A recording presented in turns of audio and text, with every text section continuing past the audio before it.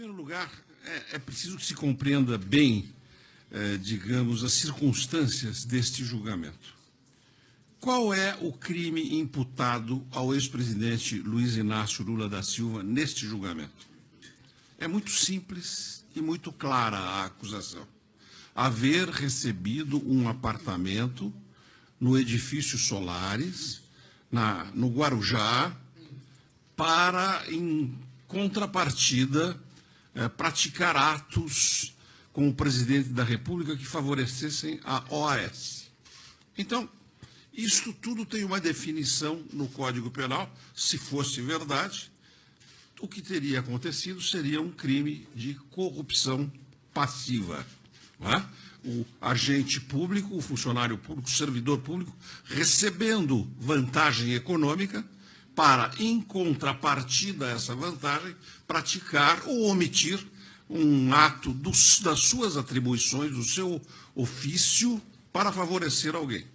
Muito bem.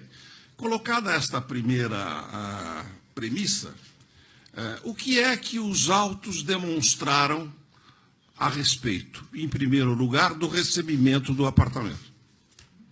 Todos nós já conhecemos, já ouvimos dizer assim, só é dono quem registra, não é verdade? Quer dizer, o cidadão, para ser dono de um imóvel, ele tem que ter uma escritura e registrar no registro de imóveis, na circunscrição imobiliária. Muito bem, então a primeira pesquisa que se faz para saber se alguém é dono ou recebeu um imóvel é pesquisar no registro de imóveis. Feito isso no Guarujá, este imóvel, de acordo com os registros oficiais, pertence à OAS. Não pertenceu nunca à família Lula da Silva. Segundo lugar, qual teria sido, então, a forma de recebimento desta vantagem? A denúncia, inicialmente, diz que o Lula recebeu a propriedade desse apartamento. A defesa demonstrou que a propriedade deste apartamento não foi transmitida ao Lula e nem a ninguém de sua família. Então, o que é que passou o juiz de primeiro grau a fazer? Bom, não é bem isso, não é bem a propriedade que ele recebeu o direito de usar o apartamento em nome de um laranja, em nome de um terceiro. Bom, então tá bem, então vamos lá. Ele usou um dia, uma noite, este apartamento? Jamais. Ele nunca teve as chaves deste imóvel chamado triplex. Ele nunca permaneceu lá em situação alguma. Bom, aí então, como ele não recebeu nem a propriedade, nem a posse para usar o apartamento, passou-se no juízo de primeiro grau a dizer, não, ele não recebeu a propriedade, também não recebeu a posse, mas o apartamento foi atribuído a ele. Bom, aí nós da defesa ficamos com uma tarefa indecifrável para resolver. O que é atribuição de um imóvel? Vocês já ouviram falar disso? Eu nunca ouvi falar. Eu tenho 50 anos de exercício da advocacia e nunca ouvi falar em atribuição do imóvel. Como é que é essa história? No Código Civil existe propriedade, existe posse, mas não existe atribuição de imóvel. Enfim, esta acusação feita em relação ao recebimento do apartamento do Lula, eu apelidei de Rigoletto. Sabe por que Rigoletto? Rigoletto é uma ópera que diz assim, La donna è mobile, qual più malvento, muda d'accento e di pensiero. Ou seja, a acusação muda toda hora. Ela é cambiante. Na medida em que a defesa desarma a acusação, ela parte para uma outra forma de imputação. Bom, isto em relação ao imóvel. Este imóvel, hoje, foi dado em garantia fiduciária, é isso, Valesca? Pela OAS a um credor. Aliás, a OAS entrou em recuperação judicial, que equivale à concordata antiga. Não é? E na concordata ou na recuperação judicial, a empresa é obrigada a fazer o elenco rol dos seus bens. E adivinha quem é que estava nos bens que a OAS declarou? Sabe quem? Sabe quem? O apartamento triplex. Então, como é que ele pode ser, ao mesmo tempo, do Lula e ser da OAS que dá esse apartamento em garantia, uma espécie de hipoteca, a um credor fiduciário? Alguém pode explicar isso? Eu não compreendo como uma coisa possa ser e não ser ao mesmo tempo. Então, este imóvel, na verdade, foi oferecido à família Lula depois que ele tinha deixado a presidência da República. Só que ele não aceitou, não quis comprar. Foi oferecido a ele para comprar. E por que foi oferecido a ele? Porque muitos anos antes, em 2005, Dona Marisa, a esposa dele, tinha subscrito uma cota de pagamentos mensais para comprar um apartamento da Bancop. Lembram-se da Bancop? Era uma cooperativa de imóveis de natureza sindical em São Paulo. A Bancop foi mal economicamente e vendeu todos os seus empreendimentos para a OAS. Não é? Então, na verdade, a Dona Marisa já tinha subscrito e pago e declarado no imposto de renda e com depósito mensal no banco das prestaçõezinhas choradas, como todos nós fazemos para comprar um imóvel. Não é? Isso lá atrás. E só por esta razão é que, muitos anos depois, a OAS resolveu, como sucessora da Bancop, dizer o seguinte: olha, a senhora tem um crédito aqui, a senhora não quer comprar um apartamento? Não tem aquele, mas tem esse aqui que é muito melhor e tal. E sendo o Lula presidente da República, a OAS, obviamente, tinha todo o interesse em vender uma unidade no imóvel, no prédio, para um ex-presidente da República. Bom, isto em relação ao imóvel. Esse triplex, em resumo, não é, nunca foi e nunca será dos Luiz Inácio Lula da Silva ou de qualquer uma pessoa de sua família, porque ele pertence à OAS, porque a OAS o deu em garantia, em hipoteca, a um banco, e nunca esteve em nome de Lula da Silva. De outro lado, assim, não, mas podia estar em nome da OAS, ele usava o apartamento. Ele nunca pôs os pés no apartamento para lá passar algumas horas. É esta prova que nós temos nos autos. Mas o tribunal resolve, como na fábula do Cordeiro e do Lobo, diz o seguinte: olha, ô senhor Cordeiro, eu vou comê-lo porque o senhor está sujando a água que eu tomo. O Cordeiro diz: olha, mas eu estou abaixo de você, o rio corre de você para mim, como é que eu posso sujar a sua água? Ah, é verdade, mas se não foi você, foi seu pai, se não foi seu pai, foi seu avô, se não foi seu avô, foi seu bisavô, de todo jeito eu vou querer comer você. É a velha fábula do lobo e do cordeiro, não é? Bom, este é, então, o quadro probatório em relação ao apartamento que o Lula teria que recebido e que nunca recebeu. Eu diria com o Manuel Bandeira, é uma coisa que teria sido, mas que nunca foi. Ele está condenado por isso. Bom, mas vamos ao outro dado, ao outro elemento que compõe esse crime, que é a prática de um ato de ofício que favoreça aquele que dá a vantagem ilícita. Nós perguntamos durante todo o processo para o juiz, para os procuradores, para as autoridades, mostrem qual é o ato praticado pelo ex-presidente Lula que teria favorecido a OAS. Qual é o ato? Ele deu uma concorrência? O que ele fez?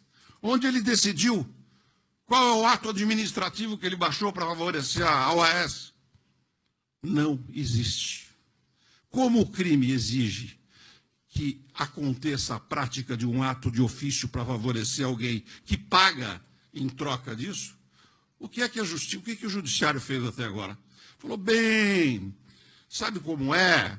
De fato, está escrito aqui no artigo 317 do Código Penal que receber ou solicitar vantagem indevida para praticar ato de ofício é crime. Mas, na verdade, nós não precisamos do ato de ofício.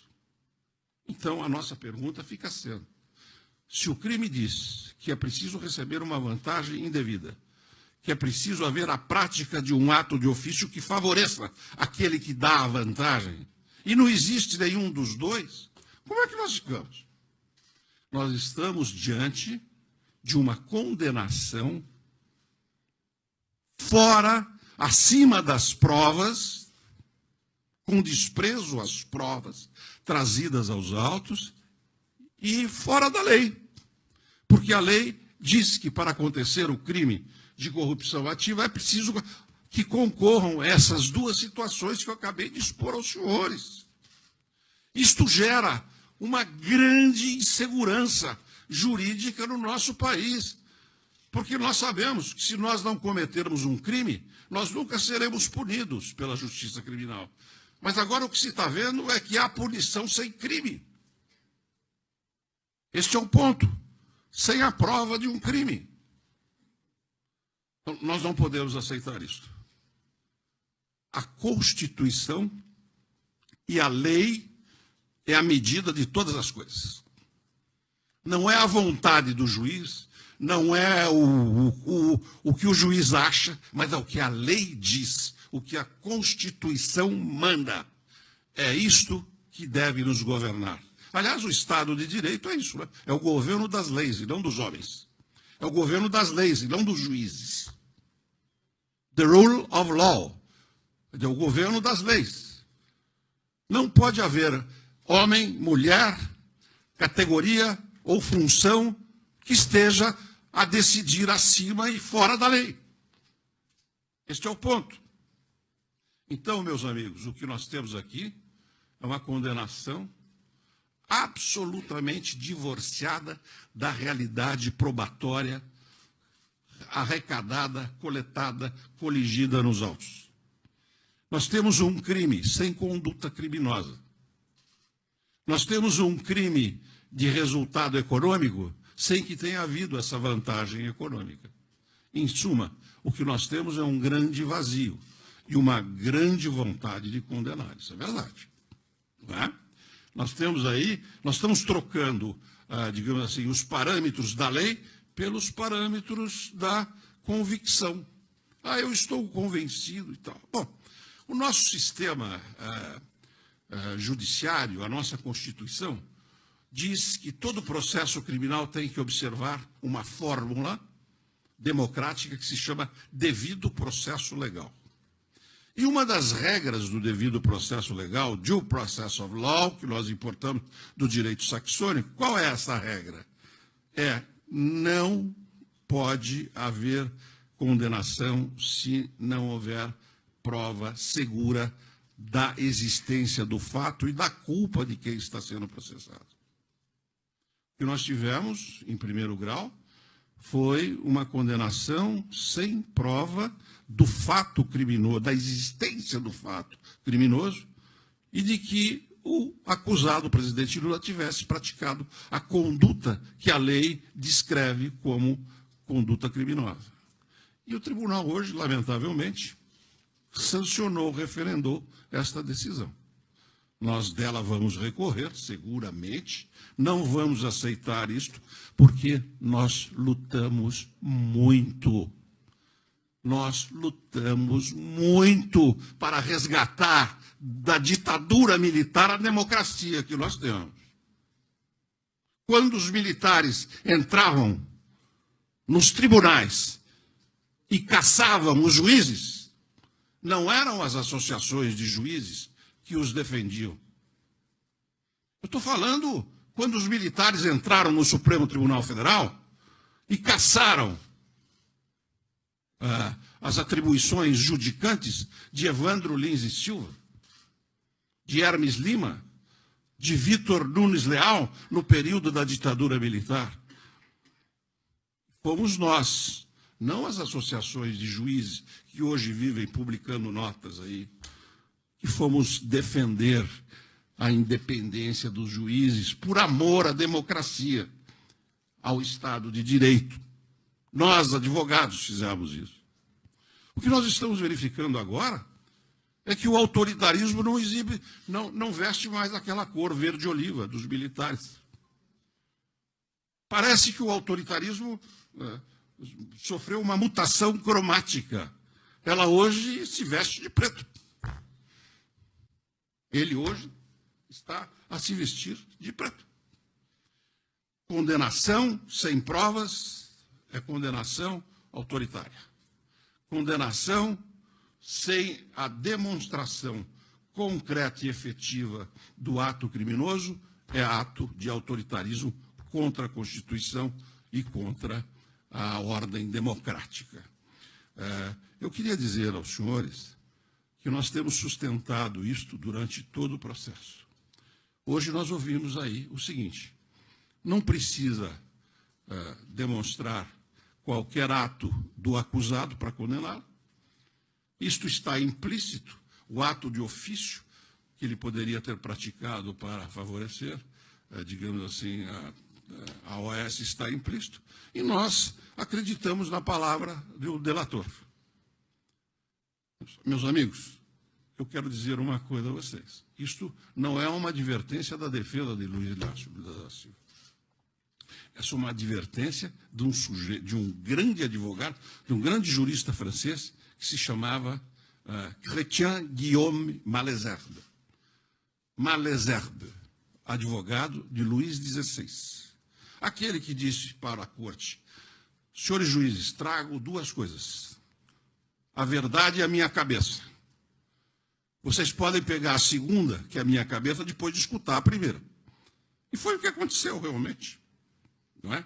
Então, o Malesherbes já advertia para o perigo de se dar crédito irrestrito à palavra dos delatores, porque os delatores têm interesse em atender à acusação para obter vantagens. O Malesherbes disse o seguinte: quando nós temos muitos delatores à vontade, nós não precisamos de culpado para condenar as pessoas.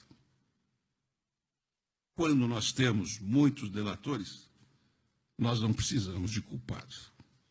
Então, não vejo como se possa lavrar uma condenação como esta contra o ex-presidente Lula. Esse julgamento de hoje será julgado pela história. A história vai ler todas as nossas razões, vai ler todos os nossos livros e vai saber em que circunstâncias se condenou aquele que foi o maior líder popular das Américas, como diz o New York Times de hoje, de ontem. E então, os que hoje julgam serão julgados. Quem se lembra do nome dos juízes que condenaram Nelson Mandela na África do Sul? Alguém se lembra? Mas todos se lembram de Nelson Mandela.